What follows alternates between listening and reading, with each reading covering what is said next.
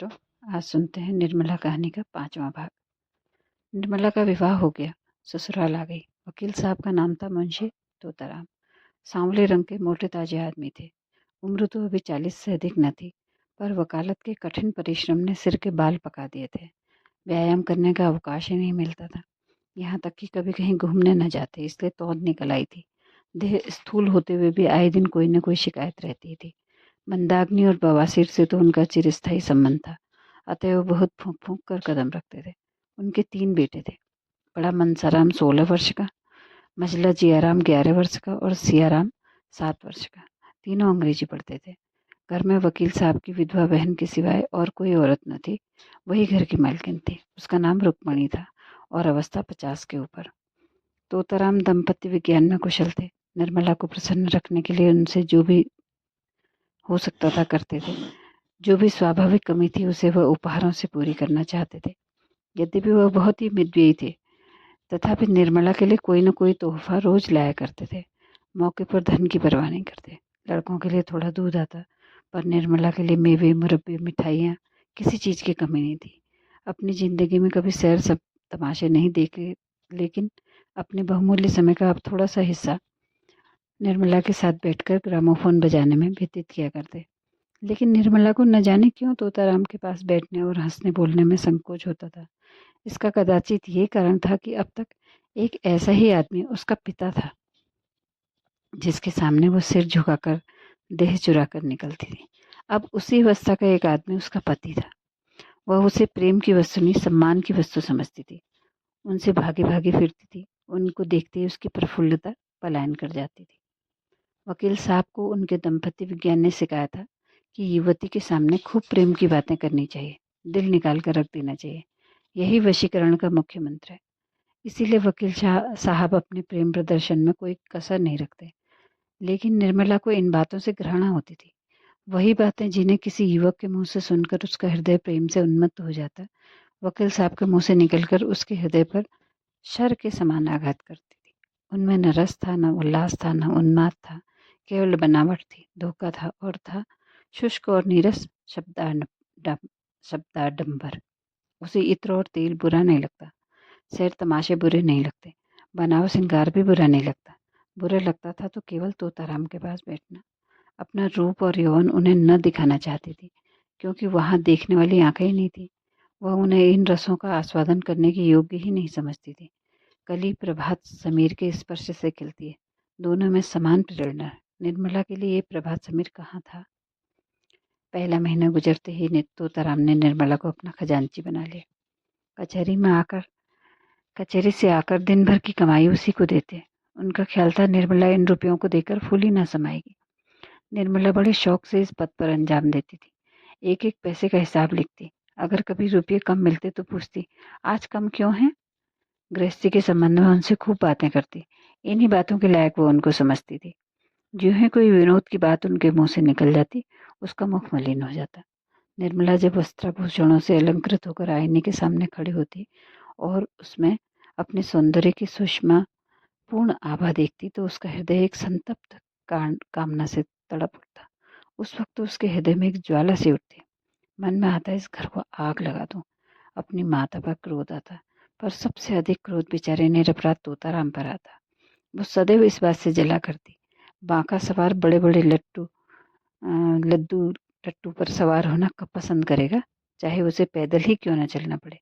निर्मला की दशा उसी बांके सवार की सी थी। वह उन पर सवार होकर उड़ना चाहती थी। उस उल्लासमयी विद्युत गति का आनंद उठाना चाहती थी। टट्टू के हिनहिनाने और कनौतियां खड़ी करने से क्या आशा होती? संभव था कि बच्चों के साथ हंसने खेलने से वह अपनी दशा को थोड़ी देर के लिए भूल जाती, कुछ मना हरा हो जाता। लेकिन रुक्मणी देवी लड़कों को उसके पास भी फटकने नहीं देती, मानो वो कोई पिशाचिनी है जो उन्हें निगल जाएगी। रुक्मणी देवी का स्वभाव सारे संसार से निराला था। ये पता लगाना कठिन था कि वो किस बात से खुश होती हैं और किस बात से जल जाती हैं। अगर निर्मला अपने कमरे में बैठती तो कहती, न जाने कहाँ की मनहूसी न। अगर वो कोठे पर चढ़ जाती या महरियों से बात करती तो छाती पीटने लगती। न लाज है न शर्म है, निगोड़ी ने हया भून के खाई। अब क्या कुछ दिनों में बाजार में नाचेगी? जब से वकील साहब ने निर्मला के हाथ में रुपये पैसे देने शुरू करे, रुक्मणी उसकी आलोचना करने पर आरूढ़ हो गई। उन्हें मालूम होता था कि अब प्रलय होने में बहुत थोड़ी कसर रह गई है। लड़कों को बार बार पैसे की जरूरत पड़ती। जब तक खुद स्वामिनी थी उन्हें बहला दिया करती, अब सीधे निर्मला के पास भेज देती। निर्मला को लड़कों का चटोरपन अच्छा नहीं लगता था। कभी कभी पैसे देने से इनकार कर देती। रुक्मिणी को अपने वागवान सर करने का अवसर मिल जाता। अब तो मालकिन हुई है, लड़के काहे को जिएंगे, बिना माँ के बच्चों को कौन पूछे। रुपयों की मिठाइयाँ खाते थे, अब धेले धेले को तरसते। निर्मला अगर चिढ़कर किसी दिन बिना कुछ पूछे ताछे पैसे दे देती तो कहती, इन्हें क्या, लड़के मरे या जिए इनकी बला से। माँ के बिना कौन समझाए कि बेटा बहुत मिठाई मत खाओ, आई गई तो मेरे की जाएगी, उन्हें क्या। यहीं तक होता तो शायद निर्मला जब्त कर जाती, पर देवी तो खुफिया पुलिस के सिपाही की भांति निर्मला का पीछा करती थी। अगर वो कोठे पे खड़ी तो अवश्य किसी पर निगाह डाल रही होगी, मेहरी से बातें करती है तो अवश्य उनकी निंदा करती होगी, बाजार से कुछ मंगवाती है तो अवश्य कोई विलास की वस्तु होगी। वो बराबर उसके पत्र पढ़ने की चेष्टा करती, छिप छिप कर उसकी बातें सुनती। निर्मला उनकी दुधारी तलवार से कांपती रहती थी। यहाँ तक कि उसने एक दिन पति से कहा, आप जरा जीजी को समझा दीजिए, क्यों मेरे पीछे पड़ी रहती हैं। तो तराम ने तेज होकर कहा, तुम्हें कुछ कहा है क्या। रोज ही कहती हैं, बात मुंह से निकालना मुश्किल है। अगर उन्हें इस बात की जलन है कि वो ये मालकिन क्यों बनी हुई है तो आप उन्हीं को रुपये पैसे दीजिए, मुझे नहीं चाहिए, वही मालकिन बनी रहे। मैं तो केवल इतना ही चाहती हूँ कि मुझे ताने मेहरे न दिया करें।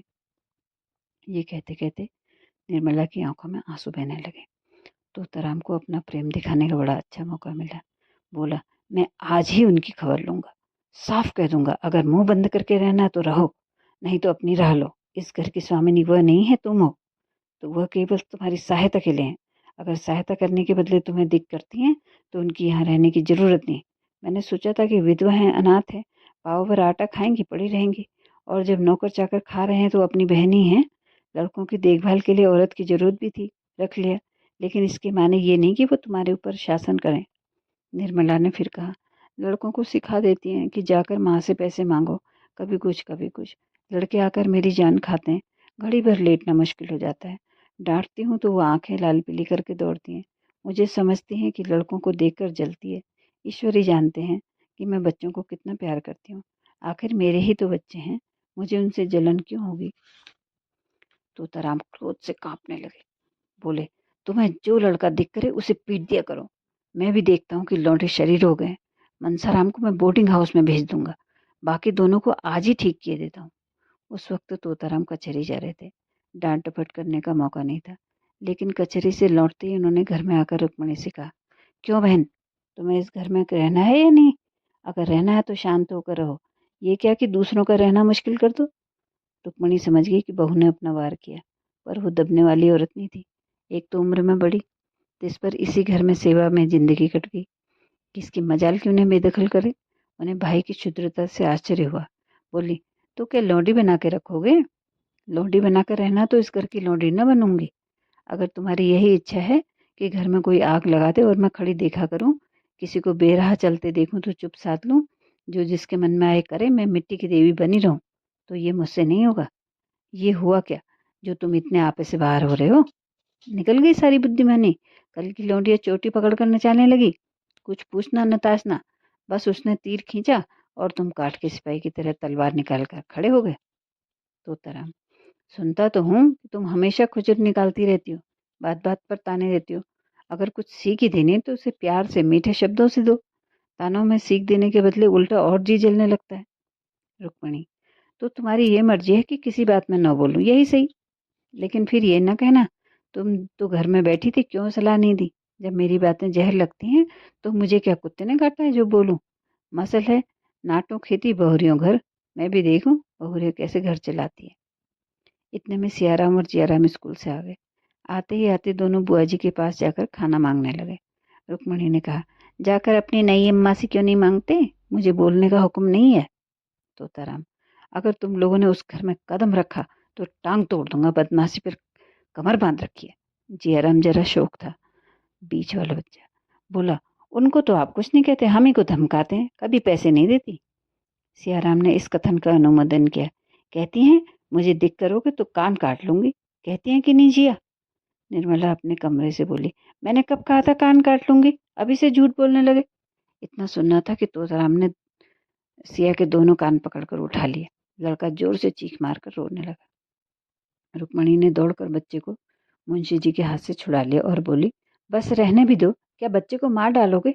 हाय हाय, कान लाल हो गया। सच कहा है, नई बीबी पाकर आदमी अंधा हो जाता है। अभी से ये हाल है तो इस घर के भगवान ही मालिक है। निर्मला अपनी विजय पर मन ही मन प्रसन्न हो रही थी, लेकिन जब मुंशी जी ने बच्चे का कान पकड़कर उठा लिया तो उससे रहा नहीं गया, छुड़ाने को दौड़ी। पर रुक्मणी पहले ही पहुंच गई थी। बोली, पहले आग लगा दी, अब बुझाने दौड़ी हो। जब अपने लड़के होंगे तब आंखें खुलेंगी, पराई पीर क्या जानो। निर्मला, खड़े तो हैं, पूछ लो ना, मैंने क्या आग लगा दी? मैंने इतना ही कहा था कि लड़के मुझे पैसों के लिए बार बार दिख करते हैं। इसके सिवा जो मेरे मुंह में कुछ और निकला हो, मेरी आंखें फूट जाएं। तोताराम, मैं खुद इन लौंडों की शरारत देखा करता हूँ, अंधा थोड़ी हूँ। तीनों जिद्दी और शरीर हो गए। बड़ी मियाँ को तो आज ही हॉस्टल में भेजता हूँ। रुक्मणी, अब तक तुम्हें इनकी कोई शरारत न देखी थी, आज आंखें क्यों इतनी तेज हो गई? तोताराम, तुम्ही ने इतना शोक कर रखा है। रुक्मणी, तो मैं ही विष की गांठ हूँ, मेरे ही कारण तुम्हारा घर चौपट हो रहा है। लो मैं जाती हूँ, मारो चाहे काटो, मैं नहीं बोलूंगी। ये कहकर वो वहां से चली गई। निर्मला बच्चे को रोता देखकर विकल हो उठी। उसने उसे छाती से लगा लिया और गोद में लिए हुए अपने कमरे में लाकर उसे चुमकारने लगी। लेकिन बालक और भी सिसक सिसक कर रोने लगा। उसका अबोध हृदय इस प्यार में वो मात्र स्नेह न पाता था जिसे देव ने उसे वंचित कर रखा था। ये वात्सल्य न था, केवल दया थी। वह ये वस्तु थी जिस पर उसका कोई अधिकार नहीं था, जो केवल भिक्षा के रूप में उसे दी जा रही थी। पिता ने पहले भी 2 एक बार मारा था, जब उसकी माँ जीवित थी, लेकिन तब उसकी माँ उसे छाती से लगाकर रोती नहीं थी। वो अप्रसन्न होकर उससे बोलना छोड़ देती थी, यहाँ तक कि वो स्वयं ही थोड़ी देर के लिए सब कुछ भूलकर फिर माता के पास दौड़ जाता था। शरारत के लिए सजा पाना तो उसकी समझ में आता था, लेकिन मार खाने पर चुमकारा जाना उसकी समझ में नहीं आया।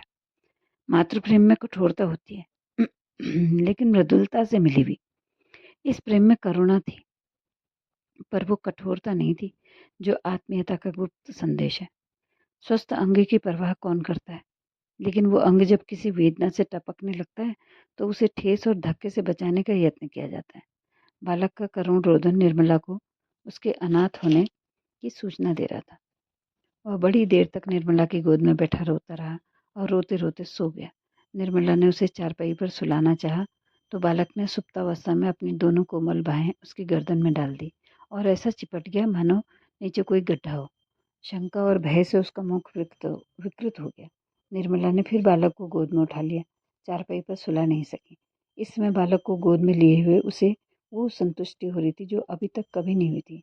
आज पहली बार उसे आत्मवेदना हुई जिसके बिना आंख नहीं खुलती, अपना कर्तव्य मार्ग नहीं सूझता। वह मार्ग अब दिखाई देने लगा था। तो मित्रों, कहानी को अभी यहीं पर रोकते हैं। आगे का पार्ट अगले वाले छठे भाग में सुनेंगे। नमस्कार। बताइएगा ज़रूर कि मैंने किस तरीके से इसको बोला है। नमस्कार।